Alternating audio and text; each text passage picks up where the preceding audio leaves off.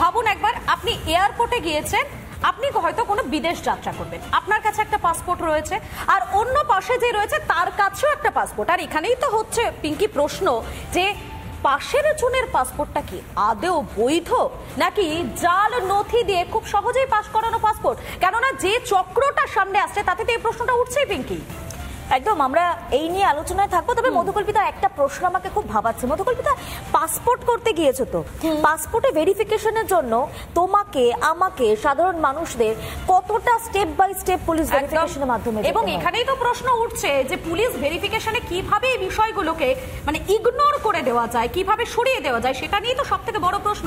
আর এই নিয়ে আলোচনায় এসে যারা যারা স্টুডিওতে উপস্থিত রয়েছেন আমাদের সঙ্গে, প্রত্যেকের সঙ্গে আলাপ করাবো। রয়েছেন রাজনৈতিক বিশ্লেষক দেবাশিস চৌধুরী রয়েছেন আমাদের সঙ্গে, এবং রয়েছেন অধ্যাপক ঝন্টু বড়াইক। আমি প্রথমেই দেবাশিস বাবুর কাছে আসবো। দেবাশিস বাবু, যে কথাটা পিঙ্কি বলছিল, এই যে পাসপোর্ট ভেরিফিকেশন, সেই ভেরিফিকেশনে সব থেকে মানে অন্যতম গুরুত্বপূর্ণ একটা ভূমিকা থাকে পুলিশের, যে নথিগুলো, সেই নথিগুলো দেখা, সমস্ত কিছু। তাহলে এতগুলো হাত বদলে কিভাবে একটা মানে জাল নথি পাশ হয়ে যায়, সেটা কি কিছুই পুলিশ প্রশাসন বুঝতে পারে না? দেখুন, আমি জানি না, আপনাদের প্রতিবেদন কিছুদিন আগে ছিল রাজীব কুমার, মানে পুলিশ অধিকর্তাদের একদম টপ, ওনার নাকি একটা বক্তব্য ছিল যে পুলিশ ভেরিফিকেশন লাগে না। আমি জানি না প্রশাসন কোন জায়গায় দাঁড়িয়ে আছে।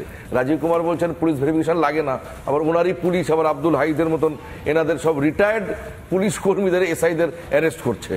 আমার ব্যক্তিগত মতে যে আব্দুল হাইজ যেটা আপনার প্রতিবেদন দিলেন, উনি রিটায়ার 2023-এ রিটায়ার করেছেন, আর একদম পুরো এসআই হয়ে রিটায়ার করেছেন। তার মানে উনি প্রমোটেড ছিলেন, মানে উনি কনস্টেবল হিসেবে জয়েন করেছেন খুব সম্ভবত। মানে একজন খুব চুনোপুটিকে অ্যারেস্ট করা হলো, তাও কবে, যখন ওর রিটায়ারমেন্ট হয়ে গেছে, 1 বছরের উপর রিটায়ারমেন্ট হয়ে গেছে। তার মানে কি পুলিশ জানে এই বিষয়বস্তুগুলো কি? আব্দুল হাইজ একটা স্কেপগোট, পুলিশ জানে এগুলো কি, পুলিশ সংগঠিতভাবে ক্রাইমগুলো করছে, পুলিশই ক্রাইমগুলো করছে। ঝন্টু বড়াইকের কাছে যাবো। ঝন্টু বাবু, একটা বিষয় বলুন তো, পুলিশ ভেরিফিকেশন যেমনটা বলছেন যে একটা চুনিপুটি অ্যারেস্ট হচ্ছে, কে অ্যারেস্ট হচ্ছে? একজন সাব ইন্সপেক্টর, যে কিনা এসসিও তে পোস্টেড ছিলেন।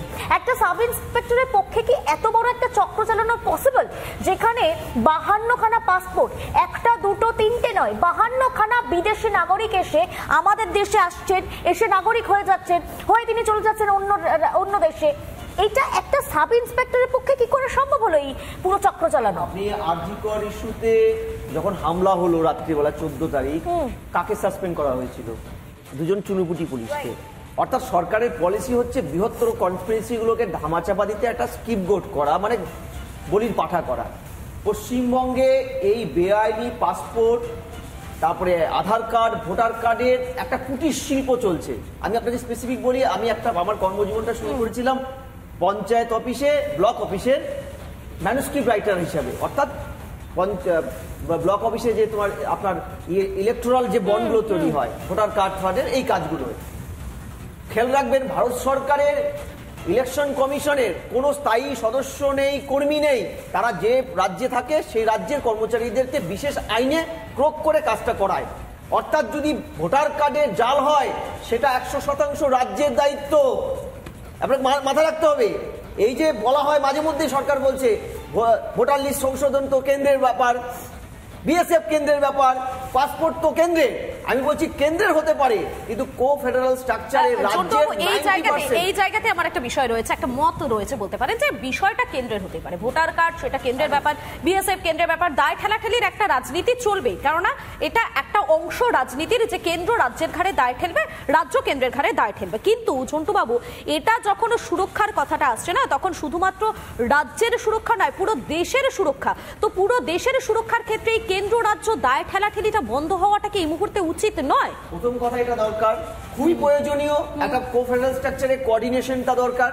দ্বিতীয়, আমি যেটা আরেকটা বড় আশঙ্কা করছি, দেখুন দেশের জঙ্গিবাদ বাড়বে, অবৈধ নাগরিকত্ব বাড়বে, তার চাইতে বড় হচ্ছে ভারত ইউরোপের দেশগুলোয়, আমেরিকায় ভারতীয় মেধা, ব্রেন সবচাইতে বেশি গ্রহণযোগ্য।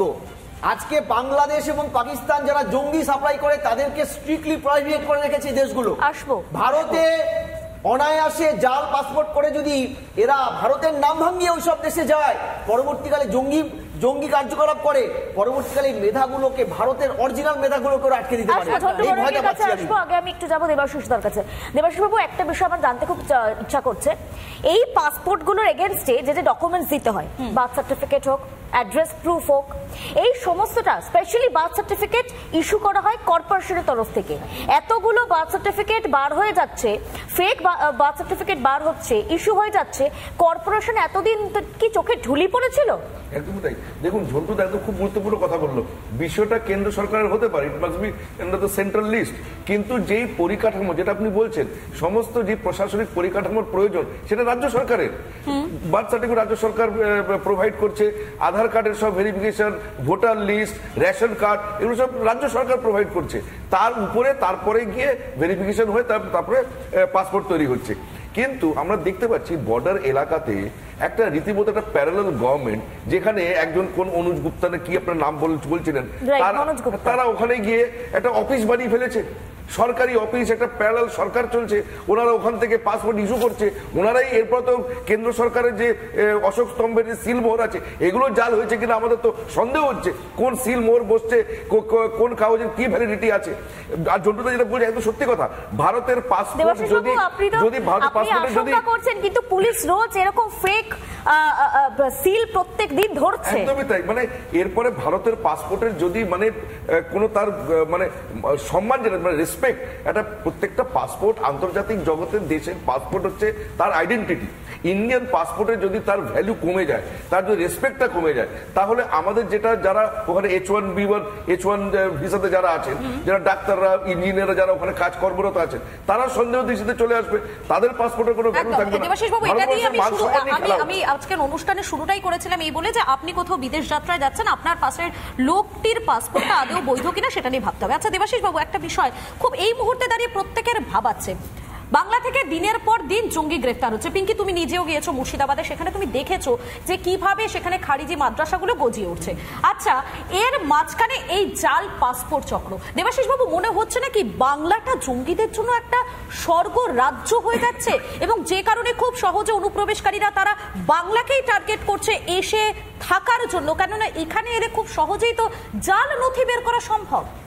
দেখুন, এর পেছনে সংখ্যালঘু তোষণের রাজনীতি আছে, ভোট ব্যাংকের রাজনীতি আমরা সবাই জানি। আর ভোট ব্যাংকের রাজনীতি, সংখ্যালঘু তোষণের রাজনীতি আর জামাতি জিহাদিদের প্রশ্রয় দেওয়ার রাজনীতি, এটাকে আমরা খুব গালভরা একটা নাম দিয়েছি। পশ্চিমবাংলার মানুষকে জানতে হবে, সেকুলারিজম যে শব্দটা, সেটা একটা কুৎসিত শব্দ, এটা একটা কলঙ্কিত শব্দ। এই জামাতি জিহাদিদের প্রশ্রয় দেওয়া, এই কি বলে অনুপ্রবেশকারীদের প্রশ্রয় দেওয়া, সংখ্যালঘু তোষণ করা, এটারই নাম হচ্ছে, এটার কি আমরা মানে কোটার কোট অফিসিয়াল নাম দিয়ে দিচ্ছি সেকুলারিজম। তাহলে আপনার আমি একটা কথা বলতে চাই, সেটা হচ্ছে বাংলাদেশে তখনই সাম্প্রদায়িকতা বেড়েছে যতবার আমরা এখান থেকে তাসলিমা নাসরিনকে তাড়িয়েছি, এখানকার সেকুলার তাড়িয়েছে, এখানকার প্রোগ্রেসরাও তাড়িয়েছে। পশ্চিমবঙ্গে যত জামাতি জিহাদিদের প্রশ্রয় দেওয়া হয়েছে, তত বাংলাদেশ এই সাম্প্রদায়িকতার কবলে গেছে, হিন্দুরা আক্রান্ত হয়েছে। আমি ঝন্টুবাবুর কাছে যাব। ঝন্টুবাবু, একটা বিষয় বলুন তো, এই রাজ্যে খাগড়াগড় হয়নি কেউ তো বলতে পারবে না, খাগড়াগড় হয়েছে, জঙ্গি কার্যকলাপ হয়েছে, আমরা একটা আমেরিকান কনসুলেট দেখেছি। এরপরে কি আমরা দ্বিতীয় খাগড়াগড়ের জন্য অপেক্ষা করব, নাকি এখনই সময় আমাদের রুখে দাঁড়ানোর, প্রশাসনের রুখে দাঁড়ানোর? স্পেশালি সরকারের পলিসি কিন্তু প্রো জঙ্গিবাদকে প্রশ্রয় দেওয়া, খারিজি